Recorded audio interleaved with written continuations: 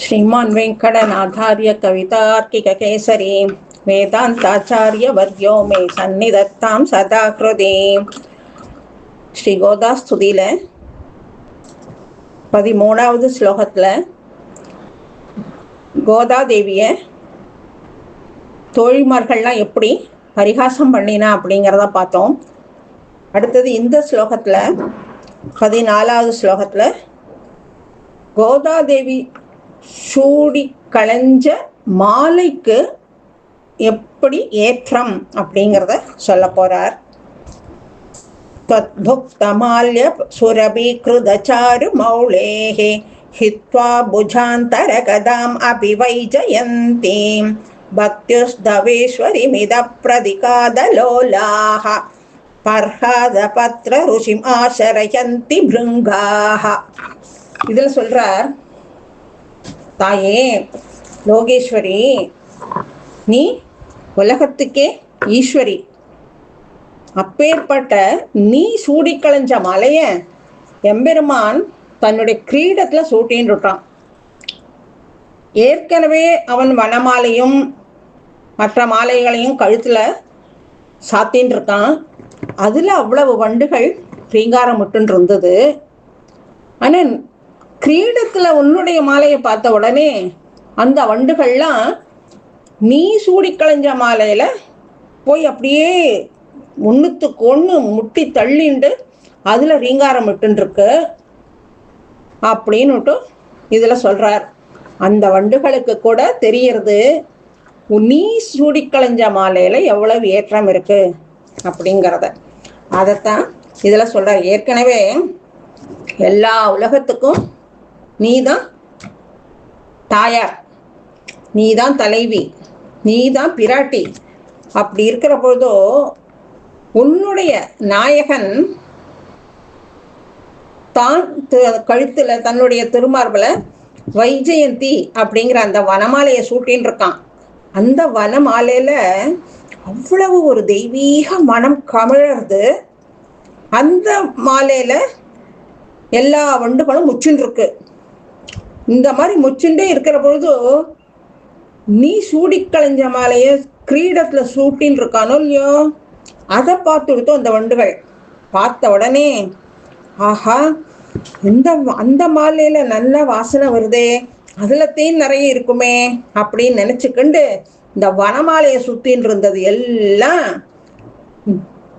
நாயகன் கிரீடத்துல சூட்டின்னு இருக்கிற அந்த மாலையில ஒண்ணுத்துக்கு ஒண்ணு கூட்டம் போட்டுண்டு முட்டி மோதிண்டு அங்க போய் சுத்துறது.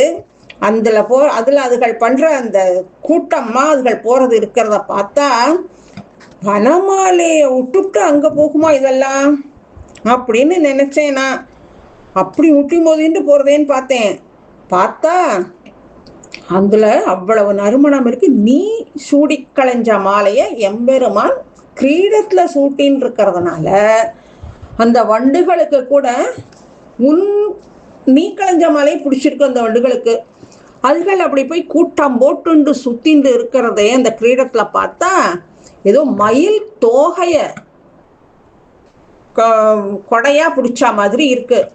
அப்படி இருக்கிற பொழுதோ அந்த கிரீடத்துல இருக்கிற அந்த மாலையில உன்னுடைய நாயகனுக்கு மட்டும்தான் அது ரொம்ப பிடிச்சிருக்கு, நீ சூடி களைஞ்ச மாலை அப்படின்னு நான் நினைச்சுட்டு இருந்தேன்.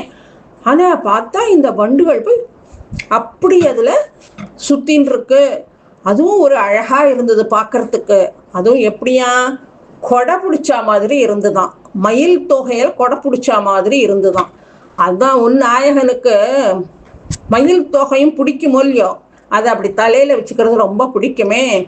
அதனால மயில் தொகைய கொடையா பிடிச்ச மாதிரி இருக்கு அந்த வண்டுகள் பண்ற அந்த அழகு. ஆனா அதுகள் அந்த வண்டுகள் நீ சூடிக்களைஞ்ச மாலைக்கு போறது ஒரு அர்த்தம் வச்சுக்கலாம். அதையே எம்பெருமான கிரீடத்துல வச்சுட்டான் பாரு. உபனிஷத்துக்கள், வேதத்துக்கெல்லாம் கிரீடமா இருக்கிறது உபனிஷத்துக்கள். அந்த உபனிஷத்து இருக்கிற இடத்துல உன்னுடைய மாலையை அவன் சூடின்னு இருக்கான் அப்படின்னா உன்னுடைய மாலைக்கு எம்பெருமான் எவ்வளவு ஏற்றம் கொடுத்திருக்கான் அப்படிங்கிறதையும் நமக்கு நினைக்க சொல்றது. அந்த மாதிரி ஏற்றம் இருக்கிற அந்த உன்னுடைய மாலை அந்த கிரீடத்துல இருக்கிற பொழுதோ பகவான் உன்னை எந்த அளவுக்கு தூக்கி வச்சுருக்கான் அப்படிங்கிறதையும் உனக்கு எவ்வளவு ஏற்றம் இருக்குங்கிறத உலக மக்கள் புரிஞ்சுக்கிறதுக்கும் இது ஒரு ஹேதுவா இருக்கு அப்படின்னு சொல்றார். இந்த மாதிரி இந்த வண்டுகள் கொடையா பிடிக்கிறத பார்த்தா கல்யாணத்துல எல்லாம் காசி யாத்திரையில மணமகனுக்கு கொடை தருவாளோ இல்லையோ, அந்த மாதிரி கொடை பிடிச்ச மாதிரி இருக்கு. இது பார்க்கறதுக்கு அழகாவும் இருக்கு. இன்னொன்று, எம்பெருமான் எப்படி நீ சூடி களைஞ்ச மாலையை சூடிண்டு சந்தோஷப்படுறான், எப்படி அவன் இதை ரசிக்கிறான் அப்படிங்கிறதும் நினைக்கிற பொழுது ரொம்ப சந்தோஷமா இருக்கு.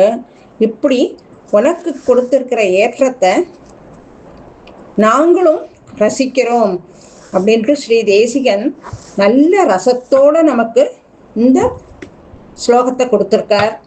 நம்ம இந்த ஸ்லோகத்தை நல்லா அனுபவிச்சு மனசுக்குள்ள நல்லா தியானம் பண்ணிண்டு அதையே நினைச்சுட்டு இருப்போம். நமக்கும் கோதாதேவி சமேத எம்பெருமான் அனுகிரகம் பண்ணுவான். பேர்பட்ட இந்த கோதா ஸ்துதியை அடுத்ததுல ஸ்ரீ தேசிகன் எப்படி சாதிக்கிறார் அப்படிங்கிறத பார்க்கலாம். கவிதார்க்கிக சிம்ஹாய கல்யாண குணசாலினே ஸ்ரீமதே வெங்கடேசாய வேதாந்த குரவே நமஹ. ஸ்ரீ கோதாதேவி திருவடிகளே சரணம்.